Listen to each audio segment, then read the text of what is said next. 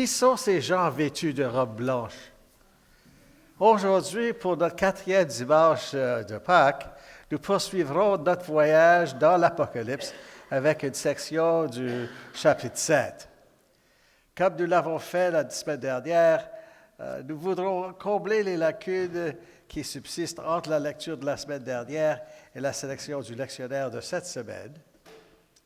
La semaine dernière, nous avons poursuivi la vision panoramique de Jean de la salle du trône de Dieu et observé l'acte d'adoration central offert par 3 cercles concentriques d'adorateurs. Les 24 anciens, les 4 créatures et les multitudes des anges.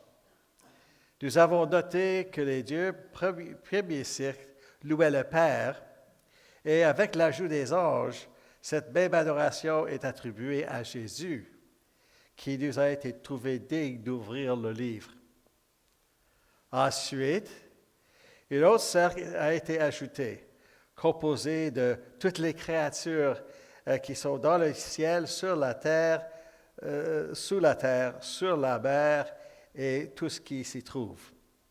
Ça, c'est à l'Apocalypse 5, verset 13. Ce que nous n'avons pas pu aborder, c'est l'ouverture du rouleau par Jésus après cette scène de la salle du trône. Jésus ouvre les 6 premiers sceaux qui contiennent l'image de 4 cavaliers autorisés à ravager la terre, une image de saint martyrs, un grand tremblement de terre et quelques signes célestes. Avant que Jésus n'ouvre le 7e sceau, nous assistons à un intermède composé de 2 visions. La première concerne la protection divine accordée aux 144 000 membres des tribus d'Israël. La seconde vision concerne une vaste multitude de personnes formant un autre cercle autour du trône. C'est cette seconde vision qui fait l'objet de notre texte d'aujourd'hui. Une chose importante à noter dans ce contexte est que notre vision des 144 000 et de vastes multitudes se situe entre des images apocalyptiques du jugement. Ces images peuvent être assez troublantes et brosser un tableau plutôt sombre. Cependant, nous pouvons trouver un encouragement parce que nous connaissons celui qui a été jugé digne d'ouvrir le rouleau. Cela ne signifie pas que Jésus envoie ou provoque les événements qui découlent de l'ouverture de chaque sceau. Au contraire, Jésus est perçu comme permettant à ces événements de se produire. L'image montre que Jésus est maître de la situation jusqu'au bout. Il ne permet rien qui dépasse son amour rédempteur. Il est toujours aux commandes. Et rien n'est autorisé qui puisse entraver ses bons desseins pour nous. C'est l'encouragement que nous pouvons trouver dans l'Apocalypse, même dans les sections qui sont difficiles à lire des fois. Toutes les manifestations hideuses qui ont lieu peuvent être comprises comme une réaction du malin et de ses sbires face à Jésus. Jésus est en marche pour établir son royaume. Et le diable fait ce qu'il fait de pire, dans un dernier souffle désespéré de haine ignoble envers celui qui l'a vaincu. C'est après l'ouverture des 6 premiers sceaux et la réaction diabolique qui s'ensuit que nous arrivons à notre texte d'aujourd'hui. Nous lisons maintenant de Révélation 7, débutant verset 9. Après cela, je regardais, et voici, il y avait une grande foule que personne ne pouvait compter, de toute nation, de toute tribu, de tout peuple et de toute langue. Ils se tenaient devant le trône et devant l'agneau, vêtus de robes blanches et des palmes dans leurs mains. Et ils criaient d'une voix forte en disant, Le salut est à notre Dieu qui est assis sur le trône et à l'agneau. Une question peut se poser à nous concernant cette grande foule que Jean nous montre. Cette multitude fait-elle partie du cercle des adorateurs de la semaine dernière? Ou toute créature dans les cieux et sur la terre louait le Père et le Fils? De même, devons-nous considérer que les 144 000 personnes énumérées par les tribus d'Israël dans la première vision de Jean, qui précède celle-ci, ils font partie de cette multitude. En bref, la plupart des spécialistes estiment qu'il agit de visions distinctes de la même chose, seulement sont avec des points de vue différents.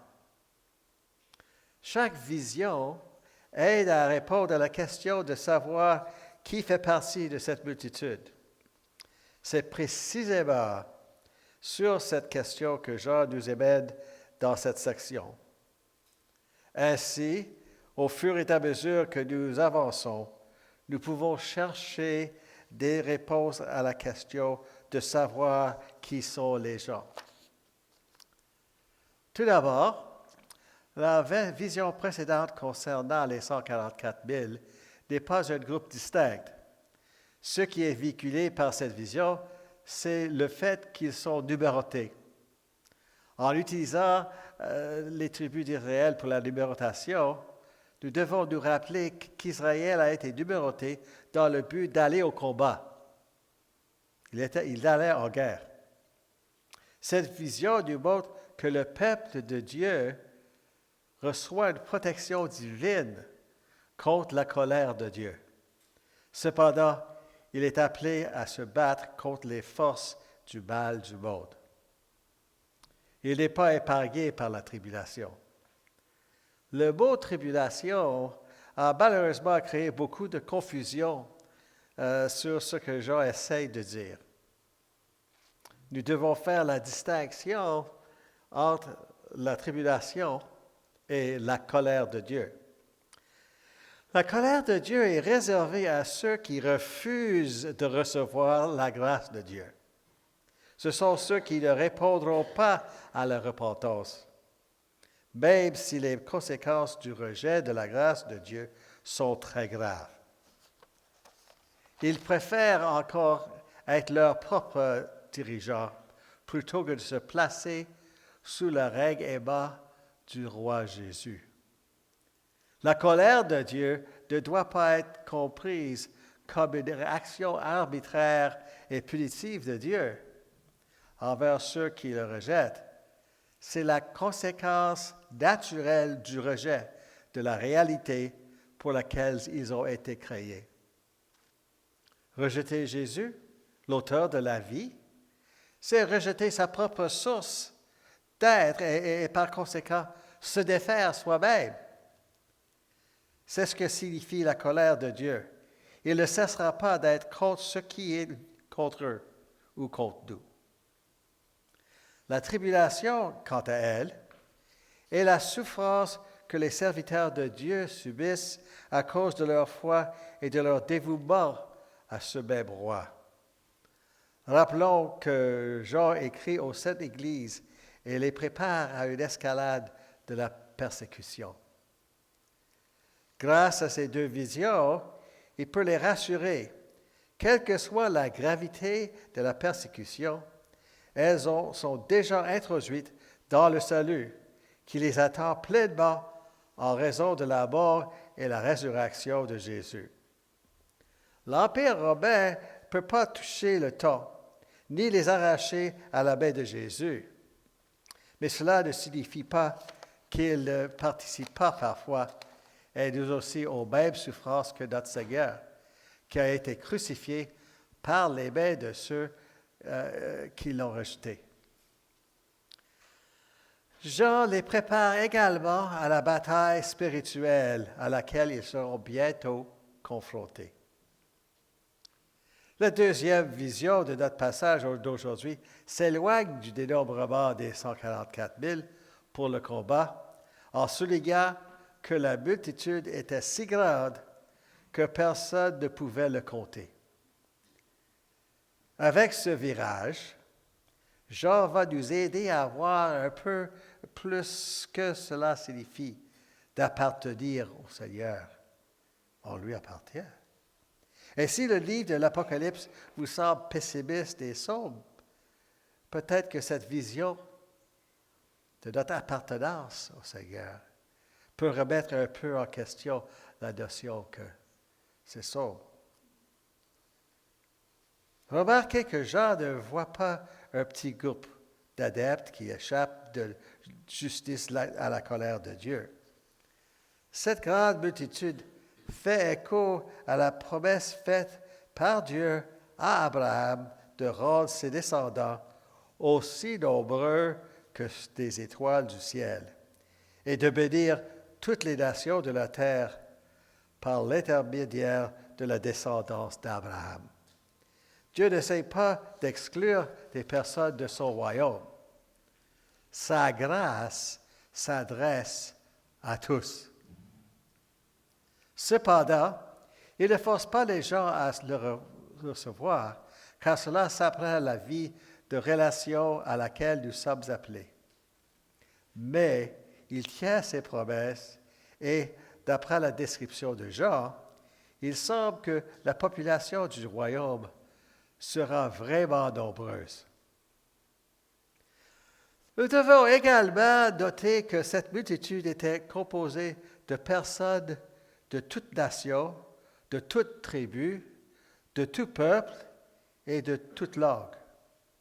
Nous ne devrions pas faire grand cas de ces étiquettes ou de l'ordre dans lequel elles sont présentées, si ce n'est pour noter que personne n'est disqualifié pour entrer dans la salle du trône de Dieu en raison de sa race, de son héritage ou de toute autre distinction propre à la race humaine. Les choses que nous utilisons si souvent pour séparer les gens et tracer des lignes de division ne seront pas des barrières pour le Seigneur. Ils sont toutes éliminées.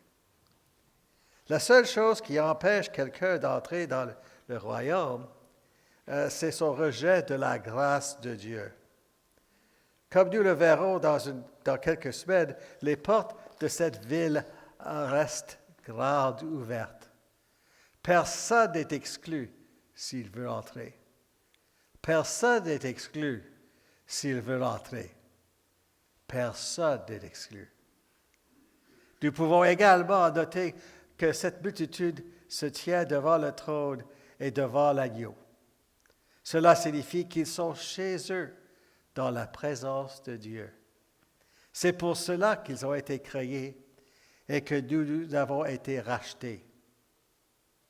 On est rachetés pour ça. Être en présence de Dieu, c'est que Dieu avait l'Esprit depuis le tout début. Être dans sa présence, c'est ce que Dieu avait à l'Esprit depuis le tout début. C'est leur et notre véritable maison où ils sont et nous sommes vraiment humains et vraiment libres. Non seulement ces serviteurs sont ceux qui peuvent résister au grand jour de la colère divine, c'était Apocalypse 7, 17, mais ce sont eux qui, à la fin, se tiennent devant le trône dans la présence de Dieu. Nous noterons dans un instant la référence au fait de porter des robes blanches. Mais ici, nous voyons aussi qu'il tenait à la main des branches de palmier. C'est une image de victoire. Et remarquez qu'il crie, il le crie d'une voix forte. Il crie à une voix forte. Le salut appartient à notre Dieu qui est assis sur le trône et à l'agneau. Il ne crie plus pour être sauvé ou délivré de la persécution. Leur cri pour le salut se transforme en cri de louange pour le salut qui a été assuré en Jésus, l'agneau. C'est un rappel encourageant pour les 7 églises persécutés de savoir que leur prière de délivrance serait un jour exaucée. Il nous est également rappelé que nous pouvons nous adresser au trône avec confiance, sachant que le Seigneur entend nos cris de délivrance et qu'il a l'intention de transformer ces cris en cris de louange. Il nous a sauvés et nous sauvera complètement à la fin. Voyons comment Jean poursuit sa vision, débutant verset 11 du chapitre 7. Et tous les anges se tenaient autour du trône, et les anciens et les 4 êtres vivants, et ils se prosternèrent sur leurs faces devant le trône. Ils adorèrent Dieu en disant « Amen ». La louange, la gloire, la sagesse, l'action de grâce, l'honneur, la puissance et la force soient à notre Dieu au siècle des siècles. Amen. Cette partie revient sur les scènes de la salle du trône, telles qu'elles ont été présentées au chapitre 4 et 5. Il est clair que l'adoration est l'atmosphère du ciel. La semaine dernière, nous avons discuté dans une certaine mesure de ce qui est l'adoration.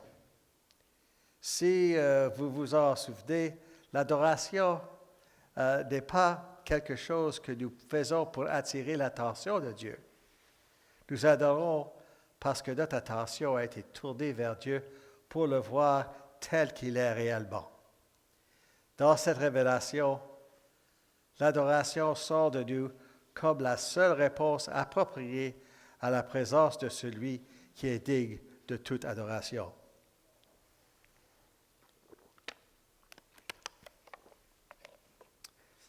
Comme lorsque nous nous trouvons face à une chute d'eau étonnante, nous ne pouvons pas nous empêcher de dire « Oh, c'est si beau ».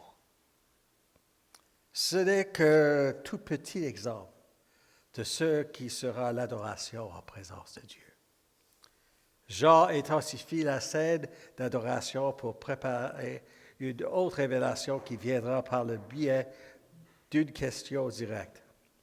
C'est la question avec laquelle nous nous sommes déjà débattus dans une certaine mesure. Qui est cette multitude? En verset 13, « Et l'un des anciens prit la parole et me dit, « Ceux qui sont vêtus de robes blanches, qui sont-ils et d'où sont-ils venus? » Je lui dis, « Mon Seigneur, tu le sais. » Et il me dit, « Ce sont ceux qui viennent de la grande tribulation. Ils ont lavé leurs robes et les ont blanchies dans le sang de l'agneau. » Jean met en place une situation où l'ancien finit par répondre à sa propre question. Il y a 2 questions auxquelles il répond. Qui sont-ils et d'où viennent-ils?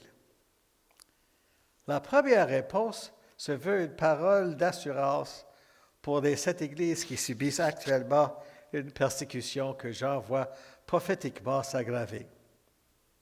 Celles qui sont réunies pour adorer en présence de Dieu sont celles qui sont sorties de la grande tribulation.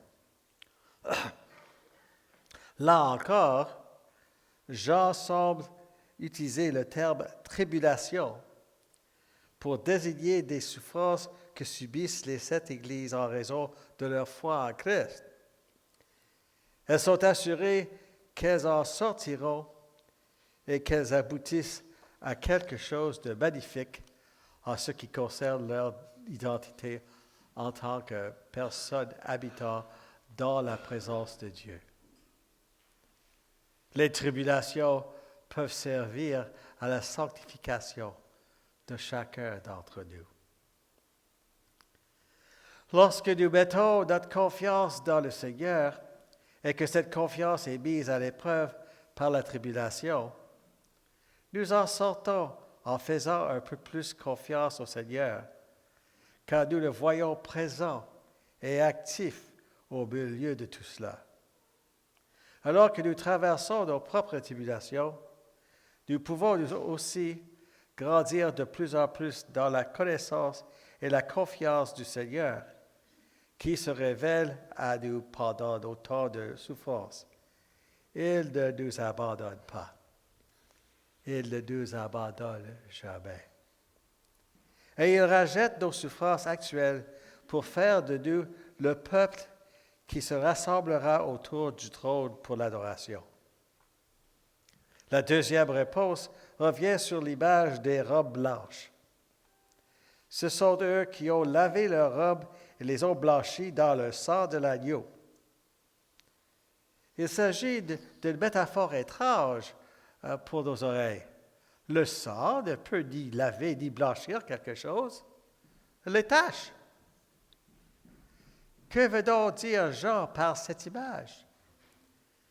Dans le contexte de la tribulation et de la souffrance, le sang est une référence évidente au sang du Christ, celui qui nous a sauvés en traversant sa propre tribulation, en tant qu'incarné dans notre chair et notre sang, jusqu'à la mort sur une croix. C'est grâce au triomphe de Jésus et sa sortie de l'autre côté de la mort par la résurrection que nous avons la base et l'assurance que nous sortirons aussi de notre tribulation en ayant part à la victoire du Christ par la résurrection. Peu importe ce que nous traversons, de l'autre côté, nos robes seront blanchies. Elles seront blanches. Rien de ce qui nous arrive ne nous entachera ou ne nous tachera à la fin. Cela peut être difficile à comprendre de ce côté-ci du ciel. Mais nous pouvons à nouveau croire que le Seigneur ne permet rien qui ne le rachètera pas. Quelles que soient nos pertes, nos douleurs et nos souffrances, lorsque nous vivons fidèlement à la suite du Seigneur, en particulier dans la tribulation, rien ne sera perdu ou terni. Le Seigneur rétablirait tout. Le Seigneur rétablira tout. J'en conclus en expliquant plus en détail cette promesse qui nous est faite en Jésus. Versets 15 et 17, chapitre 7 de l'Apocalypse. C'est pour cela qu'ils sont devant le trône de Dieu et le servent jour et nuit dans son temple. Celui qui est assis sur le trône dressera sa tente sur eux. Ils n'auront plus faim, ils n'auront plus soif, et le soleil ne les frappera point, ni aucune chaleur. Car l'agneau qui est au milieu du trône les paîtra et les conduira aux sources des eaux de la vie. Et Dieu essuiera toute larme de leurs yeux. Nous pouvons noter 3 descriptions générales de ce qu'implique le port de robe blanche autour du trône. Premièrement, l'adoration du Dieu Trinitaire sera incessante. Elle n'arrêtera pas. Il n'y aura pas d'obstacle à l'adoration de Dieu. Cela signifie que nous le verrons et le connaîtrons pleinement dans la révélation de Jésus-Christ. Servir Dieu jour et nuit dans son temple ne sera pas une corvée ennuyeuse. Ce Seigneur n'est pas comme les dirigeants de notre époque qui cherchent à nous dominer. Nos temps de tribulation nous enseignent que servir les dirigeants, y compris nous servir nous-mêmes, dans cette époque maléfique, est une malédiction qui consiste à travailler à la sueur de nos fronts. Nous sommes faits pour servir le Seigneur, un service qui nous libère et qui nous permet de nous occuper des affaires de notre Père, à savoir jouir de lui pour toujours. Deuxièmement, nous ne serons jamais privés. En utilisant la faim, la soif et la chaleur, Jean nous fait savoir que nous aurons tout ce dont nous avons besoin, et plus encore. Les images vont au-delà de la simple satisfaction de nos besoins physiques et nous montrent que tout ce dont nous avons besoin pour vivre et vibrer nous sera fourni, sans aucun danger de nous menace plus jamais. C'est merveilleux.